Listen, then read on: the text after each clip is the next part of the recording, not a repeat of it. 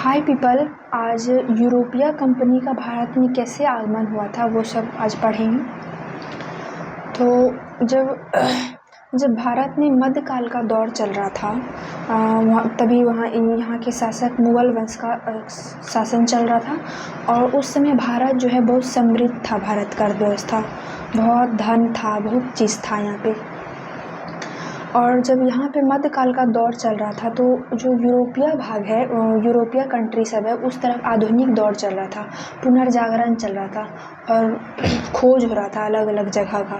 तो उसी खोज में जो है यूरोपीय लोग खोज में निकलते हैं और फिर आते हैं यहाँ पे भारत।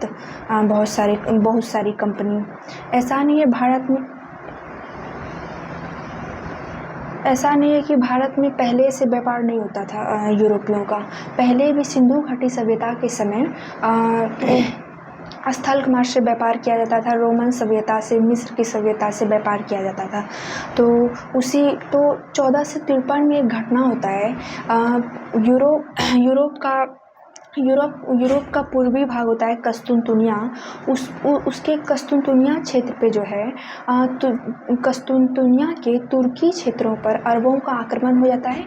वो अरब जो है अपने कब्जा में ले लेते हैं उस एरिया को, और जो है जो व्यापार होता है वो बंद सा हो जाता है क्योंकि अधिकार कर लिया जाता है। तो जो है उसी रास्ते बंद होने के कारण ही यूरोप से बहुत सारी कंपनी आती है व्यापार करने के लिए भारत। उसी व्यापारिक चीज़ को जिंदा रखने के लिए, व्यापार होता था पहले, अब बंद हो गया है। तो व्यापार करने के लिए आते हैं तो सब भारत में यूरोप वासियों के आने के क्रम में सर्वप्रथम पुर्तगाली आते हैं, फिर उसके बाद डच आते हैं, फिर अंग्रेज आते हैं, फिर डेनिश आते हैं, फिर फ्रांसीसी आते हैं। ठीक है। तो पुर्तगाली जो फिर खोज में जब निकलते हैं तो 1492 में कोलंबस जो है भारत की खोज के लिए निकलते हैं। एशिया की तरफ भारत जो है उसी की खोज के लिए निकलते हैं। तो वो जो है अमेरिका को खोज लेते हैं। फिर जो है पुर्तगाली वास्को डी गामा 1498 में भारत की खोज के लिए निकलते हैं और वो भारत की खोज कर लेते हैं।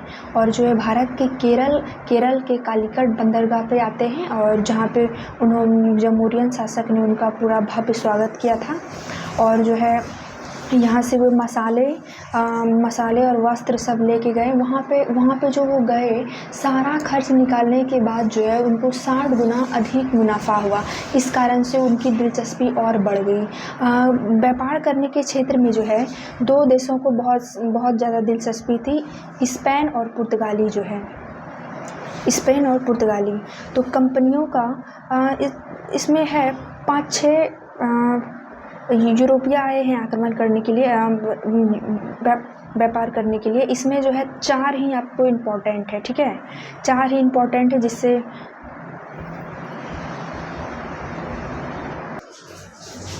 इसमें 4 ही इम्पोर्टेंट है। तो देखिए, पुर्तगाली है इम्पोर्टेंट, डच है, अंग्रेज है, फ्रांस है। तो कंपनियों का आगमन का क्रम, पुर्तगाली 1498 में आते हैं, डच आते हैं 1595 में, अंग्रेज आते हैं 1600 ईस्वी में, फ्रांस आते हैं 1664 में। पुर्तगाली के बारे में बताएं कि वो कालीकट के बंदरगाह पे आया था और जमोरियन वहाँ के शासक थे, उन्होंने उनका भव्य स्वागत किया था। डच जो है आते हैं, जो वो सर्वप्रथम भारत के इंडोनेशिया क्षेत्र में जाते हैं, फिर आते हैं भारत में। उसके बाद देखना है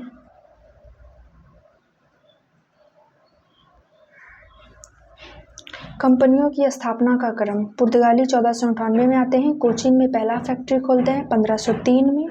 और अंग्रेज जो है, अंग्रेजी ईस्ट इंडिया कंपनी 1600 ईस्वी में आई और सूरत में 1608 में पहला व्यापारिक कोठी खोला गया। 1600 ईस्वी में जब अंग्रेज का ब्रिटेन से अधिकारी आते हैं तो वो उसके पास जाते हैं, जहांगीर के पास जाते हैं, जो जहांगीर व्यापारिक संबंध में अनुमोदन देते थे। उनके पास गए। उन्होंने जो है 1608 में सूरत में फैक्ट्री लगाने का बात जो है कह दिया। लेकिन बाद में जहांगीर जो है किसी बात पर गुस्सा हो जाते हैं और वो जो है ना सूरत में जो फैक्ट्री है वो फैक्ट्री का काम बंद करवा देते हैं। तो इसी बीच में अंग्रेज जो है 1611 ईस्वी में मसूलीपट्टनम में अपना पहला व्यापारिक कोठी स्थापित कर लेते हैं, और जो 1608 में बनना शुरू हुआ था वो 1613 में जाके पूरा होता है। डच और अंग्रेज में बात अगर हम करें तो डच जो है पहले आए थे और अंग्रेज बाद में आए थे, ठीक है।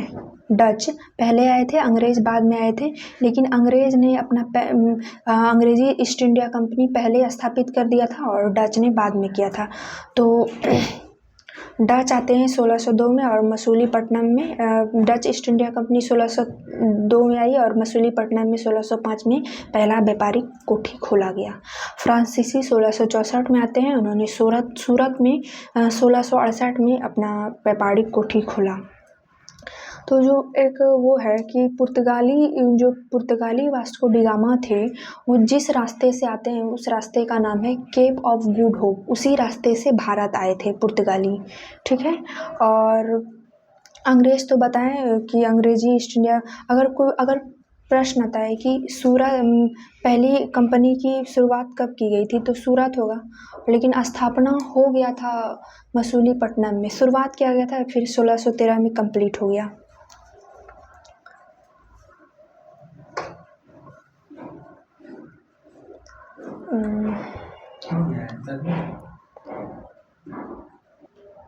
डच अगर पूछा जाए डच किसको कहते हैं, तो नीदरलैंड या हॉलैंड के जो निवासी थे उन्हें डच बोलते थे। जैसे इंडिया के लोग को इंडियंस बोलते हैं, उसी तरह नीदरलैंड कंट्री है या हॉलैंड, वहाँ के जो लोग थे उनको डच बोलते थे, ठीक है।